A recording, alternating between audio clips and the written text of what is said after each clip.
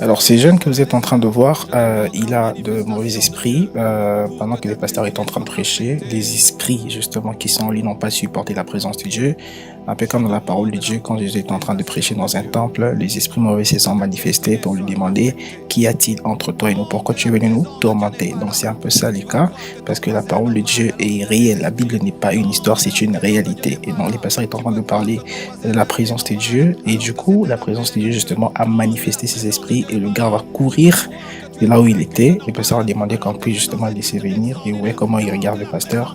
Parce qu'en soi, ce sont des esprits qui se sont manifestés. Et donc, il sera totalement délivré. Et d'autres manifestations dans la salle, comme au jour de la Pentecôte, le Saint-Esprit s'y manifeste. Alors, je ne fais pas trop de commentaires. Je laisse suivre. Si vous avez la foi, que la présence de Dieu qui est dans cette vidéo vous remplisse au nom de Jésus-Christ. Amen. Laissez-le, laissez-le, laissez-le, laissez-le. Je demande la manifestation de Dieu pour que ta destinée soit affectée. Je demande la manifestation de Dieu pour que ta destinée soit affectée. Tant que la présence de Dieu n'est pas là, tu vas croire que ton voisin est normal alors qu'il a des esprits. Manifeste-toi, Père, manifeste-toi, Père, manifeste-toi. Protocolaire, ne bloquez pas la manifestation de l'esprit. Beaucoup de gens seront poussés vers devant ici. Poussés vers devant ici. Laissez-les.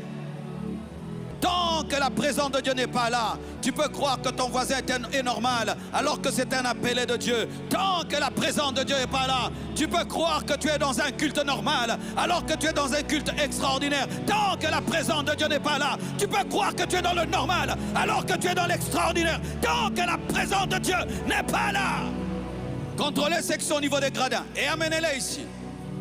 Père, manifeste-toi! Père, manifeste-toi! Père, manifeste-toi!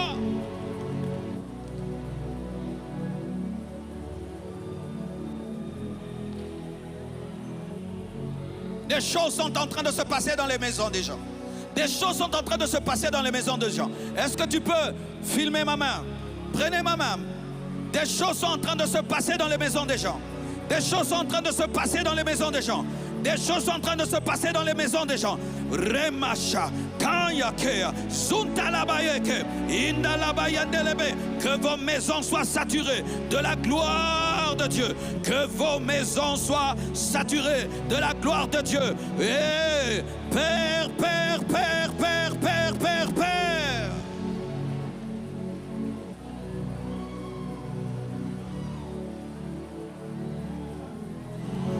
Au nom de Jésus.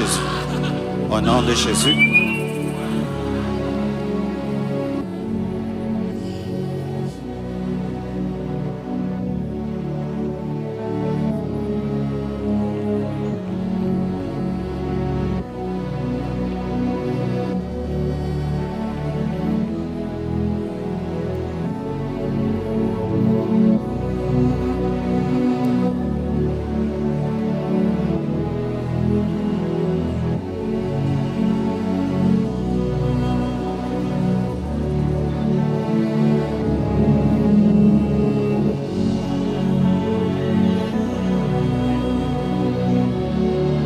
La foi, la foi, la foi, la foi.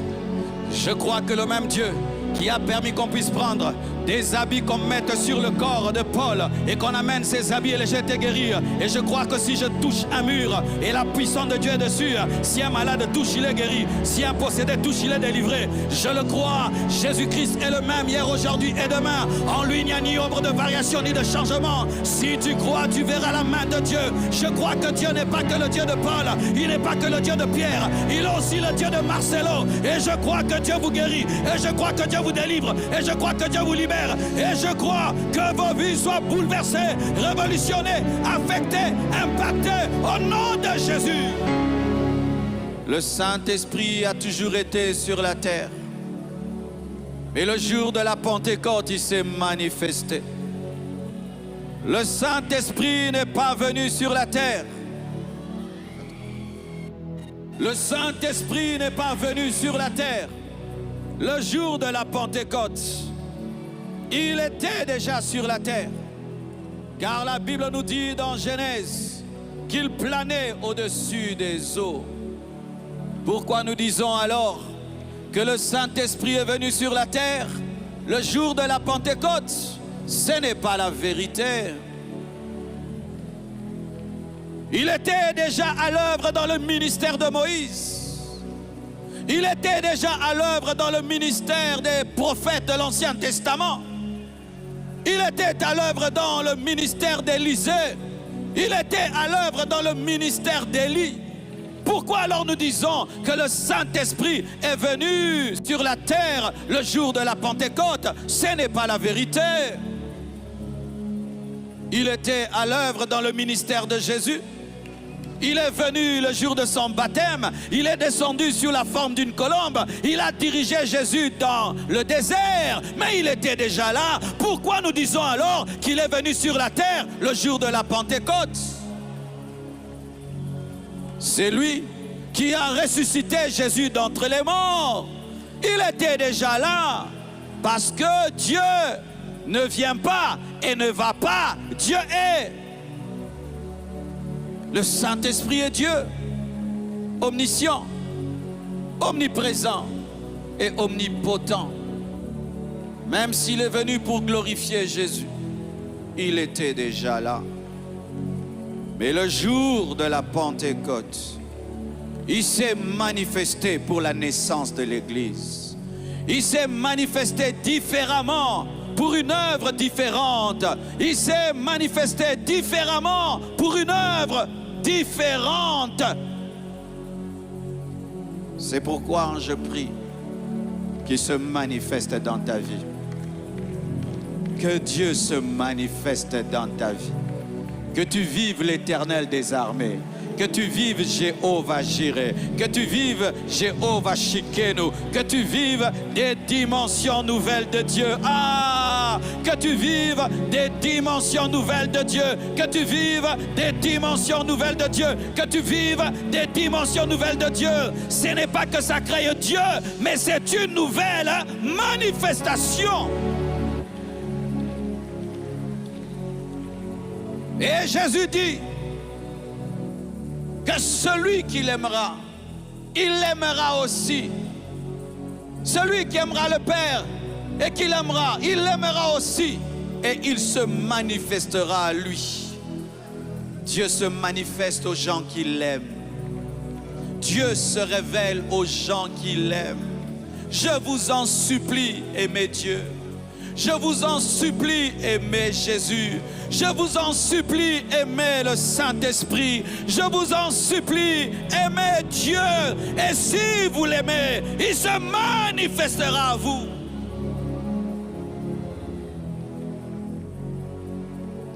On ne se révèle qu'aux gens qui nous aiment. On ne se révèle qu'à ses amis. On ne se révèle qu'à son épouse. Il y a des choses que personne ne connaîtra si ce n'est ton épouse. Pourquoi? L'amour amène la manifestation. N'aime pas la bénédiction plus que Dieu. N'aime pas le succès plus que Dieu. N'aime pas l'argent. Aime Dieu. Et quand il verra que tu l'aimes, il se révélera à toi. Il va sortir de sa cachette. Il va sortir de l'invisible et il va entrer dans le visible. Il va te parler et tu vas l'entendre. Il va te guider et il va s'incarner en toi. Pourquoi? Parce que tu l'aimes. L'amour amène la manifestation de la présence de Dieu. Quand tu es dans ta chambre et tu as décidé de ne recevoir personne, mais si tu entends la voix de quelqu'un que tu aimes au salon, du coup, tu fais quoi? Tu sors de ta chambre, même si tu es en pyjama. Pour lui, tu sortiras. Pourquoi? Parce qu'il t'aime. Aimer Dieu, c'est quoi? Aimer Dieu, c'est penser à lui tout le temps.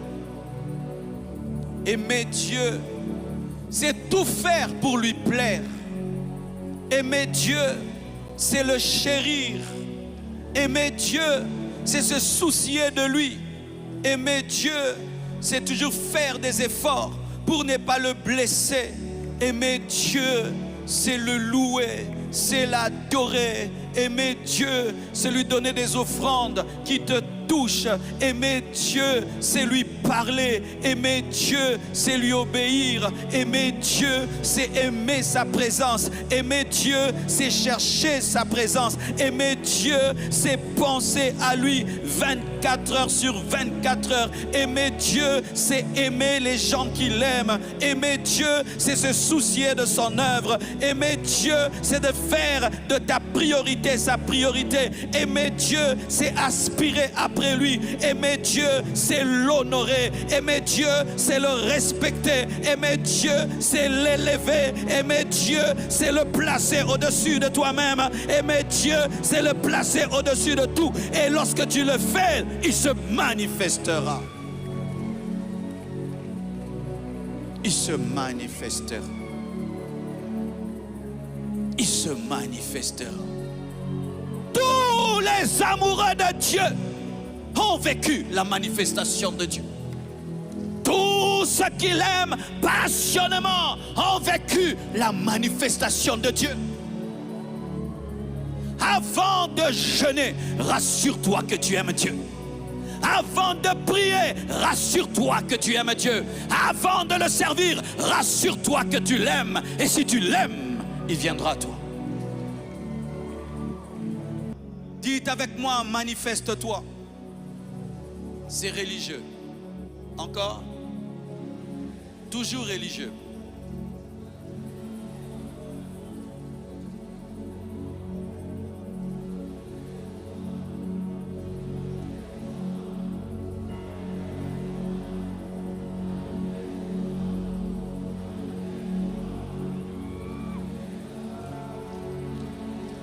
Encore, encore, encore, encore, encore, encore, encore, encore, encore, encore, encore, encore. Vous voyez, lorsque la prière devient fervente, il y a des manifestations. Ne priez pas comme des religieux, priez comme des hommes remplis du Saint-Esprit.